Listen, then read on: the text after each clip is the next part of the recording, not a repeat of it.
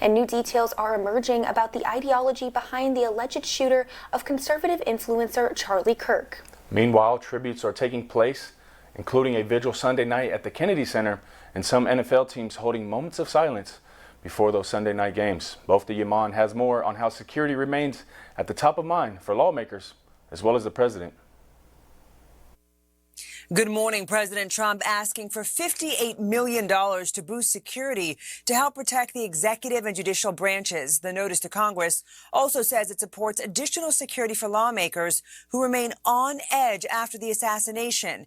As for the suspect accused of killing Charlie Kirk, authorities say he's on special watch status this morning, and the motive has not been confirmed.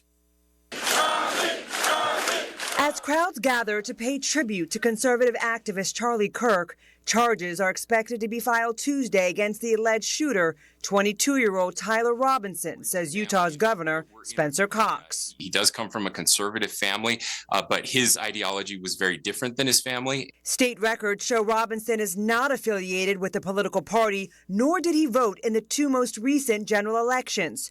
Kirk was critical of transgender people and trans rights, and Governor Cox says Robinson disliked Kirk and his viewpoints. Part of the pieces of information gathered during interviews with loved ones, including the suspect's former roommate, who was also his boyfriend. A boyfriend who is transitioning from male to female, so we know that piece. I will say that that person has been very cooperative. But he says that's not the case with the suspect, who's not cooperating. The governor adding the roommate had no idea about Robinson's possible plans. Meanwhile, in Washington, trying to calm the nerves. The unease around security for members of Congress continues as some cancel events or move them indoors. When Charlie Kirk was shot, I said to somebody immediately, that could be you or me. Plans for a massive memorial are underway for this Sunday, and it's expected to draw thousands, including President Trump. I'm going to be going to Charlie's, I guess you'd call it a funeral. There's the small one.